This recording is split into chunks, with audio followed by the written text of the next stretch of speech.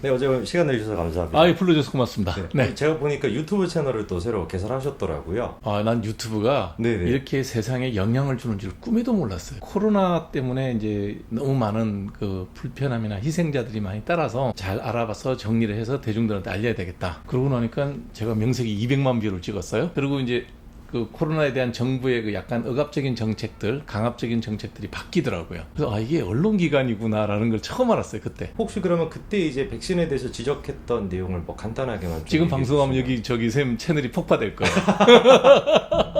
제가 기억하기로 한창 이제 그 문재인 정부의 그 백신에 대해 가지고 뭐 백신뿐만 아니라 방역 정책 자체가 네. 좀 정치적이다 이런 얘기가 좀 많았잖아요. 근데 이제 전문가 입장에서 보셨을 때는 좀 방역 정책은 어떤가요? 백신뿐만 아니라. 문재인 정부에서 코로나를 잘 활용한 거는 이제 돈 주는 거.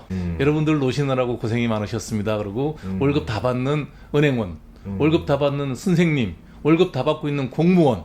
그 사람들이 뭘 고생했다고 100만 원씩 받아야 돼요? 강제적으로 영업을 못했던 자영업자한테 가야 될 돈이죠. 안철수 후보가 이제 그걸 지적을 했단 말이에요. 왜 도대체 뭐 똑같이 그냥 100만 원씩 다 줘가지고 좀 여유가 있는 사람들이 뭐 한우도 사 먹고 쇠고기 사 먹도록 그렇게 만드냐. 네. 근데 그거를 가지고 뭐 엄청나게 이재명이 비판을 하더라고요. 자영업자가 소고기를 먹지 말라는 게 아니라 피해를 본 사람이 보상을 받아야 될 거 아닙니까? 초등학교 1학년도 아는 얘기예요. 근데 사람은 누구나 공짜로 주면 돈 좋아요. 공짜로 주면 안 받으시겠어요? 저는 받지 말라 그랬어요. 마누라한테 혼났어요. 이게 뭐라 그러죠? 세대주가 사인 안 하면 돈이 안 나온대요. 자기는 아무리 가서 달래도 안 준다는 거예요.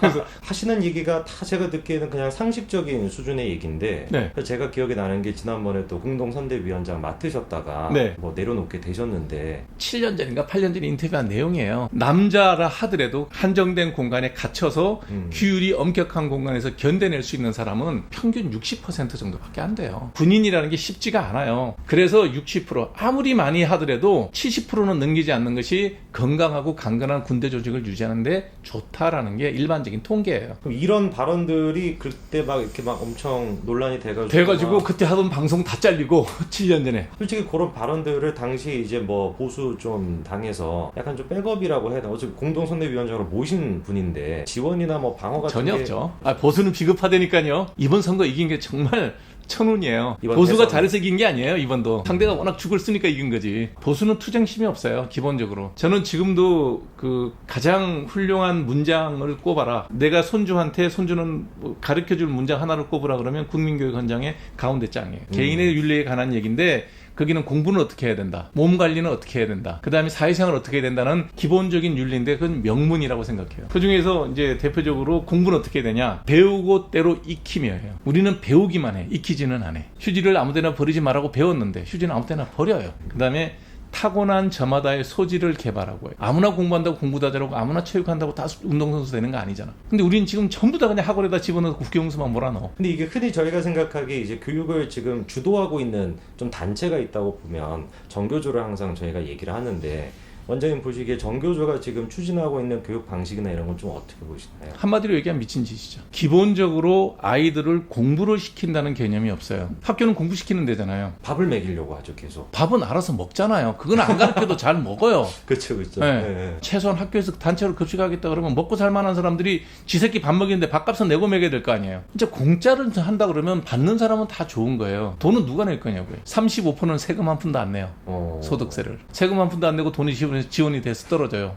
늘 행복하죠. 이런 식으로 계속 하다가 보면 세금 내는 사람이 언제까지 일을 할 것 같아요. 아이 때부터 그런 의욕을 상실하는 거를 오히려 가르치고 있는 거네요. 그렇죠. 우리가 대한민국만 딱 이렇게 해서 대한민국 사람끼리만 살면 돼요. 그게 우리나라 조선조가 그렇게 하고 살았어요. 중국에 4대를 하면서 그쵸. 중국한테 괴로움을 안 당해. 대부분 중국이 쳐들어왔으니까 중국한테는 4대하고 일본하고는 근리를 하면 되는 거예요.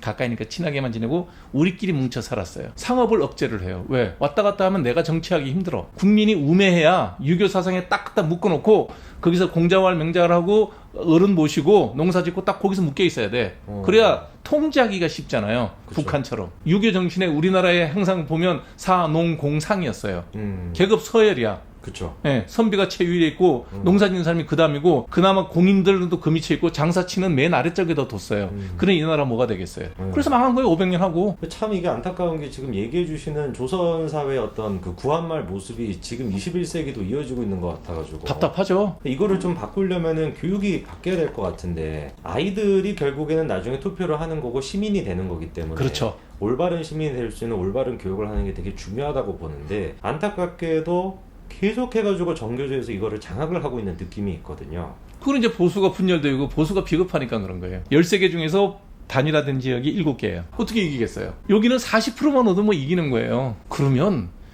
어떻게 하든지 단일화해야 된다고 생각해야 되지 않아요? 대의를 위해서라도. 대의가 없나 봐.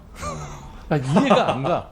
예산이요. 네. 경기도 교육감 이번에 이제 임태희 후보가 보수 단위로 나왔는데 예산이 19조 2천억이에요. 경기도만. 경기도 교육감이 집행하는 예산이 올해는 아마 20조일 거예요. 아마 작년 기준으로 19조 2천억인가 그랬으니까 서울만 해도 작년 기준으로 10조 4천억인가 그래요. 10조 예산이라 그러면 어떤 교육 사업 목적으로 쓸 수 있는 돈이 한 20-30%는 남죠. 어떤 자기 휘하에 정치적 이데올로기적으로 동조하는 사람들끼리 모여갖고 그 사람들한테 배분이 될 수 있는 목적으로 쓸 수가 있죠. 지역교사 같은 경우는 예를 들면 저기 나가는 거죠. 학교에 가서 일주일에 한 서너 번씩 이렇게 강의도 좀 하고 절 불러서 교사시키겠어요? 이 사람들은 사실 생계가 거기에 달려있는 거니까 뭐 묻지도 따지도 않고 무조건 그냥 잘하죠. 표를 그쪽에 줄 텐데. 그러니까 좌파 교육감 후보는 여러 명이 나와도 다 스크리닝이 돼서 마지막엔 단일 후보가 돼요. 우파는 안 돼요. 이게 제가 보니까 사람들이 좀 교육감 선거 자체에 관심이 없다 보니까 네. 이 우파 단일화 문제에 대해서도 별로 이렇게 막 비판이 좀 많으면 그래도 좀 알아서 좀 뭔가 이렇게 될 텐데 아예 그냥 사람들 관심 없으니까 이렇게 되는 거 같아요. 시사 방송 하시니까 신문을 보실 거 아니에요. 네. 교육감 선거에서 몇 줄이나 읽어보셨어요? 문제 의식을 느끼는 기자들은 많아서 기사는 쓰는데 데스크에서 이렇게 인터넷 편집에도 뒤로 밀리고 활자에는 그나마도 지면이 한정돼 있으니까 올라오지도 않아요. 근데 예를 들어서 뭐 중앙일보나 이런 데서 교육감 선거 이렇게 검색하잖아요. 수십 개 기사는 있어요. 약간 근본적인 문제가 그러니까 사실 사람들의 관심부터 시작을 해야 그렇죠. 되는 건데 네. 영상을 보시는 분들도 아마 대부분이 좀뭐 지방선거라고 해도 뭐 이재명 뭐 이 정도만 관심이 그렇죠. 있으시지. 이제 재보궐선거에 솔직히 개항 의뢰 누가 되든 그게 지금 지방선거에서 메인이 되면 안 되는 거예요. 이재명 지사 같은 경우에도 뭐 다시 정계 복귀하려고 그러면 몇 년 뒤에 얘기고 지금 당장 교육감 누가 뽑느냐가 훨씬 중요하다니까요. 그분이 4년 동안 애들 어떻게 키울 건지를 애들 어떻게 교육을 시킬 건지를 정하는 사람들인데 대통령도 타치 못해요. 여기는 시장도 도지사도 타치 못해. 완전 자치예요.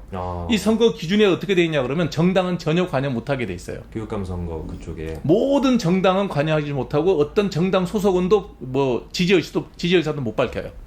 그럼 다 선거법 위반이야. 예를 들어서 보수 후보라고 뭐 예를 들면 서울시 같은 조전혁 후보가 이제 보수의 아주 전형적인 교육감 후보인데 이분이 보수라고 말을 못해. 혼자서 떠들어야 되는데 그것도 보수 뭐 정교조랑 나는 사이가 안 좋다. 난 정교조에 대해서는 부정적인 생각을 갖고 있는 사람이라고 말을 하는 사람이 너댓 명이 나왔어. 그럼 어떻게 되겠어요? 필패죠, 필패. 필패예요. 이런 게 계속 이렇게 유지가 되니까 저쪽에 있는 사람들은 계속 뭐 해먹는다는 표현은 좀 그렇지만 뭐 계속 그런 식으로 광노현 후보 됐죠. 광노현 후보가 이제 선거법 위반으로 걸렸어요. 상대 후보 매수 혐의로 해서 문용린 후보가 잠깐 한번 했었어요. 중도예요. 그러고 난 다음에 다시 이제 8년. 그러니까 토탈 지금 10몇 년을 서울시 교육은 좌파가 하고 있는 거예요. 이 제도가 문제가 뭐냐면 그 선거법이 잘못되어 있다는 거예요. 선거법이 바뀌어서 앞으로는 시도지사하고 교육감은 런닝메이트로 가야 된다. 그러면 선거가 쉬워. 세트로 이렇게. 네, 그러면 당내 경선이라는 게 있기 때문에 어찌됐든 강제로 단일화가 된다는 거예요. 그러니까 이게 뭐 법도 바꾸고 이러려면은 사실 근본적인 시작점은 이제 그 국민들의 관심이니까. 그렇죠. 그렇죠. 국민들의 관심이 있어야지 뭐 정치인들이 또 움직이는 거니까 좀 다음 선거에는 좀 이런 부분들이 좀 많이 그게 됐으면 좋겠네요. 그리고 매번 저기 지방자치 선거 때 네. 저보다 구독자가 많으니까 캠페인을 좀 교육감 선거에 관심을 갖자. 알겠습니다. 난 이것만 돼도 네네. 그 전에 단일화가 될 것 같아. 왜냐면 시민들이 들여다보고 똑바로 안 하면 혼낼 거 아니에요. 그러니까 비판의 목소리가 있어야지 단일화가 되죠. 네. 아니니까 자기들끼리 모여서 싸우는 거야. 그래서 늘 단일화 안 되고. 그리고 찍으러 갈 때 되면 마음이 무거워. 누구 찍어도 안 될 것 같아. 그렇죠. 그럼 얼마나 낙담이 돼요. 네. 다음 또 지방선거에 제가 또 애를 좀 많이 써보겠습니다. 교육감 후보에 관심을 갖자. 좀 그 캠페인 좀 해줬으면 고맙겠어요. 네. 오늘 또 좋은 말씀 잘 들었습니다. 감사합니다. 감사합니다. 네, 고맙습니다. 네.